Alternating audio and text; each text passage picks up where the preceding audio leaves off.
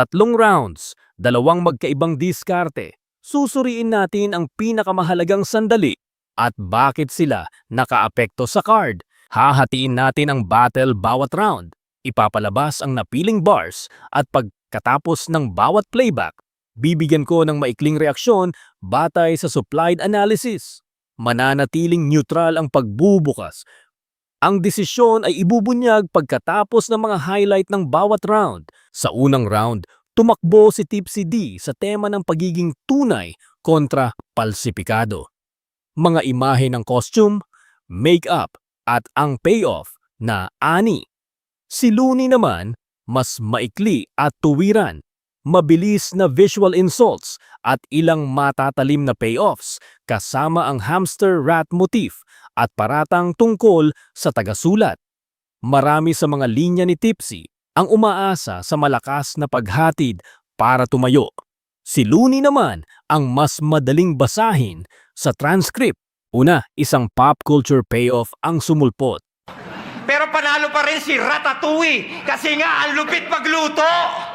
Ito ang reminder na nire-reframe ni Looney ang insulto sa isang nakakatawang imahe, madaling tandaan at tumitindig sa teksto. Sunod, gumamit siya ng commercial na metapora.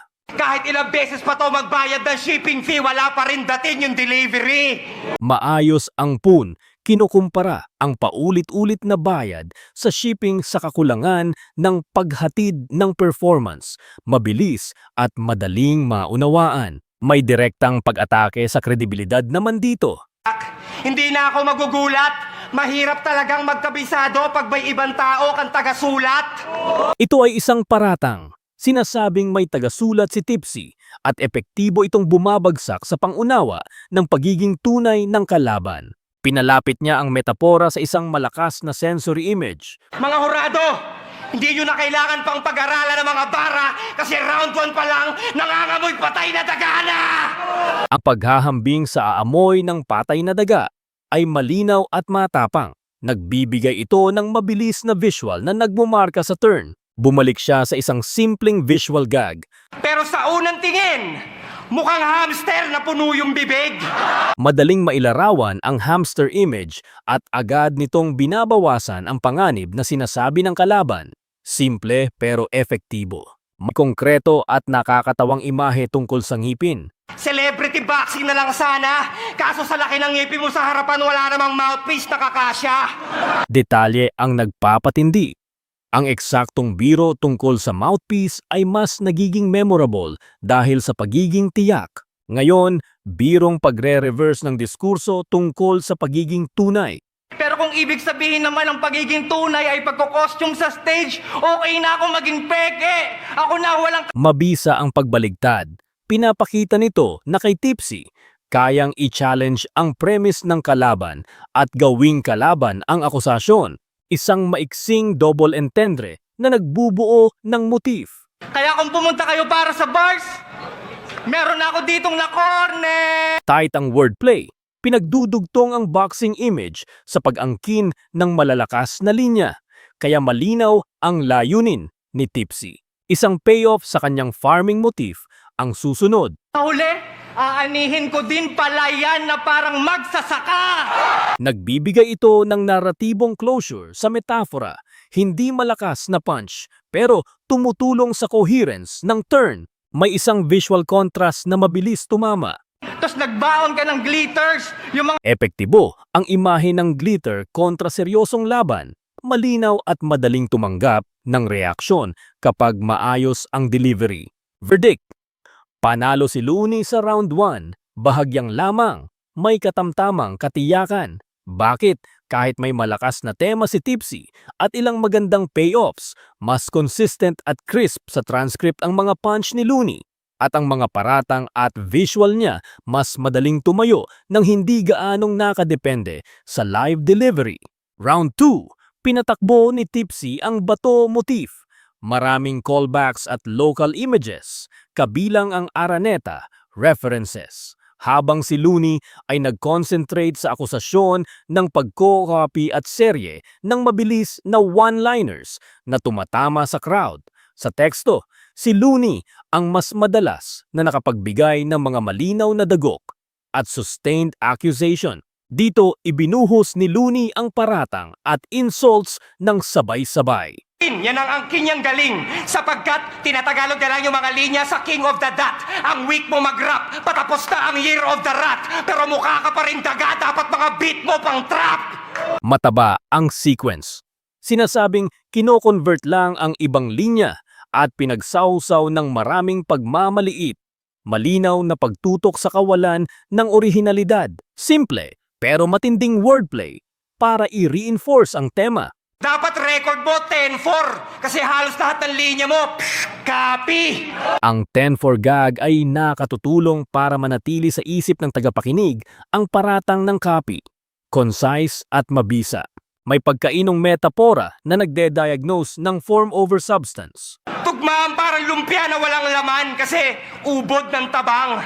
Ang larawan ng walang laman na lumpia pero puno ng taba ay malinaw na pagtuligsa sa anyo na walang laman ang nilalaman. May numeric na flex na nagtatangkang i-demote ang kalaban. Alam mo, masakit ang reality bro. Na yung 100,000 na hangarin ninyo, down payment pa lang ni Arik ng talent ko.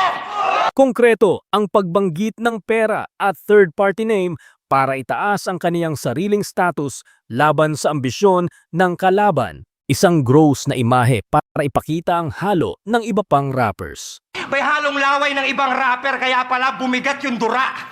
Striking ang imahe ng laway na may halong ibang rapper. Nakakakuha ng reaksyon at nagpapatibay sa kwento ng paratang. Diretso siyang hinamon ang mga taga-suporta ng kalaban. Sige nga, mga makatipsi, ano bang malupit na sinabi niyan? Wala! Epektibo bilang rebuttal. Pinipilit niya na ipaliwanag ng mga taga-suporta kung ano ang malupit at niluluwag ang momentum ng kalaban. Ngayon, payoff ni Tipsy sa bato motif. Tignan nyo nga naman, mukhang pera talaga to. Sige, payag ako. Basta gamit nating pangkiskis ang sarili mong bato. Magandang teknikang payoff. Binabaligtad niya ang motif para gamitin ang sariling simbolo ng kalaban laban sa kaniya. Lalo kapag na-trace ng audience ang thread, isang multi-line reversal na nagte-text sa kanyang technique. Flick G, mukhang applicable sa'yo. Kasi kung dati, may kanta kang kaya mo bato, ngayon, bato na ang may kaya sa iyo. Dati, napapagaling ka ng bato. Ngayon, bato na ang may sakit sa'yo. Dati, naghahanap ka ng bato. Ngayon, bato na ang naghahanap sa'yo. Technical itong solid, tatlong parallel flips na nag-e-escalate pero depende ang buong impact sa pagkakaalam ng audience sa original reference. Isang malakihang venue image para i-dramatize ang kahihiyan. Nagmukhang evacuation area yung Araneta nung mabiktima ka ng disaster. Malinaw at visual ang paghahambing. Pinapalaki nito ang dating kahihiyan sa isang konkretong lugar na nakakatulong kung alam ng crowd ang pangyayari. Isang maikling pun para i-dismiss ang venue. Kaya pala Araneta Dreams kasi nakakaantok! Compact at nakakatuwa. Ang Araneta Dream Spoon ay nagbubuo ng mabilis na punch matapos ang venue imagery. Verdict: panalo si Looney sa round 2 ng malinaw. May katamtamang katiyakan. Bakit? Mas madalas tumama ang mga short one-liners at sustained paratang ni Looney sa pagkopya. Samantalang si Tipsy ay may solidong motif at ilang vivid lines pero umasa sa delivery at nagkaroon ng filler. Round 3. Si Tipsy D ay nagparami ng malakas na imahe tungkol sa pagkukunwari at marahas na mga payoff. Joker Heath Ledger motif, binawyan ng buhay na closing.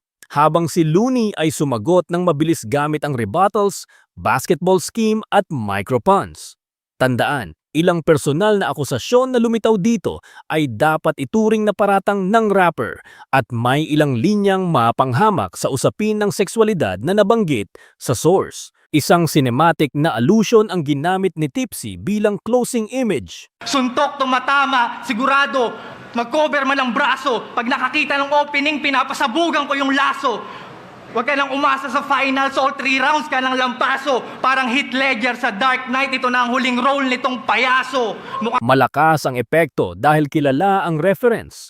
Nagbibigay ito ng dramatikong pangwakas sa kanyang persona, attack. May graphic na eksena na nagtatayo ng banta. Masakit man sa akin, ikay tapakan, kaso pagod na akong tingalain ka. Kaya naman ngayon, ikulong ang peking legend sa selda na walang laya. Sniper ko'y galaga sa maliit na space, bala kayang tumama. Nakasipat sa siwang, tumba ang preso sa bintana. Laro mo pambata, kaya kitang tapusin ng walang daya. Suntok. Madilim at malinaw ang visual. Nagbibigay ng sense ng finality at nagpapakilala sa violent motif ni Tipsy. Isang conclusive closing line para tapusin ang takedown. Parang Heath Ledger sa Dark Knight, ito na ang huling role nitong payaso. Mukhang gago, kala ko tunay, panggap ka lang pala. Kung noon pa kita nakasagupay, matagal ka nang wala. At ngayong binawian ko siya ng buhay, kayo ay may napala. Kaya sa finals ng isa buhay, huwag nyo lang hanapin tong Ito ang thematic closer ni Tipsy. Sinasabi niyang literal na tinapos niya ang kalaban at inaasahan itong maramdaman bilang round sealer kapag maayos ang delivery. Isang diretso at maiksing dismissal ang isinunod. Masakit man sa akin, ikay tapakan, kaso pagod na akong tingalain ka. Kaya naman ngayon, ikulong ang peking legend sa selda na walang... Nagbibigay ito ng malinaw na objective ng turn. I-erase ang peking reputasyon at madaling ma-grasp ng audience. Mayroong strategic case-building metaphor sa kanyang linya. Kaya naman ngayon, napakaraming alkohol nilunok ko, pwede na akong pangginis. Pangontra sa teknik mong dugyot bro, mas kadiri pa sa ipis. Kaya ko lang naman sinabunto ng husto na para bang nililitis. Para patunayang madumi man maglaro to, niligpit ko siya ng malinis. Pinapakita nito na hindi lang raw lakas ang laban niya, kundi estratehiya. At nagbabalance ito sa mararahas na imahe. Lumipat naman si Looney sa basketball scheme at palabas na galaw. Kasi ba nag-wordplay to si pare? Kala mo nag-e-encash ng cheque? Kasi bago mo makuha, napakarami mo ng cheche, bureche. Sobrang haba mag-setup. Ang dami masyadong nalalaman. Pagkatapos mag-crossover ng harapan, nag-behind the back pa para di siya maagawan, half step, head fake, Kyrie Irving yung galawan, sabay fade away, pasok sa court ng kalaban. Ang paggamit ng Kyrie Irving reference ay naglalarawan ng flashy moves na sa kanya ay gumagawa ng error. Matalinong paraan para i-turn ang showiness ng kalaban laban sa kanya. Isang quantified stat ang ginamit bilang disqualifier. Kaya mo manalo ng 11 straight, pero pagkaharap mo na yung hari, 0 for 8, no debate, di ka na makapag-concentrate. Ang 0 for 8 punch ay simple pero malakas. Ipinapakita nitong bumabagsak ang kalaban kapag nakaharap sa tuktok ng antas. May light pon para paliitin ang kalaban. Speaking of concentrate, tinitigan niyo yung bote ng Sunny Orange maghapon kasi nakasulat concentrate. Maayos at mababa ang risk. Ang Sunny Orange Concentrate gag ay mabilis tumatawa at nagpapababa ng bigat ng akusasyon. Nagbigay siya ng rebuttal na tumutok sa status ng kalaban. Pinunapunan mo pa si Flick G dun sa Final Destiny. Pero isa ka ring sabit na MC. Epektibo ito sa paglalantad ng hypocrisy. Pinapakita niyang may pagkasabit ang kalaban sa scene na kanyang binabatikos. Isang self-aggrandizing athlete analogy ang sinara niya. Speaking of basketball, ako'y para si Lebron na naka-protein shake. Di ko na kailangan ng Bosch at Wade. Ang LeBron comparison ay nagpoposisyon kay Looney bilang dominant at self-sufficient, malinaw at madaling maintindihan ng crowd. Verdict: panalo si Looney sa round 3 ng dikit at debatable, may katamtamang katiyakan. Bakit? Malakas ang thematic build ni Tipsy at may ilang cinematic payoffs. Pero ang mabilis na rebuttals, sport metaphors at micropuns ni Looney ay nag-neutralize at nagpapanatili ng momentum. Ilang linya rin ang naglalaman ng paratang na nakadepende sa paniniwala ng audience. Final call, panalo si Looney 3-0. Bakit? Sa transcript, mas madalas tumama si Looney ng compact at image-driven na punches at mabilis na rebuttals na nagbigay ng mas malinaw na angle sa bawat round. Si Tipsy D ay may mga malalakas na tema at cinematic moments, pero maraming linya niya ang nakadepende sa matalim na paghatid at may ilang bahagi na medyo malabo sa transcription kaya hindi nag-convert sa malinaw na panalo. May katamtamang katiyakan ang desisyon sa ilang bahagi. Dahil sa delivery at transcription dependence, umitinan po may dependence, ngunit ito ang validated scorecard, Looney 3, Tipsy D0. Salamat sa panunood. Kung gusto nyong gawing mas detalyado ang breakdown ng bawat linya o pag-usapan ng delivery versus text impact, sabihan nyo lang ako.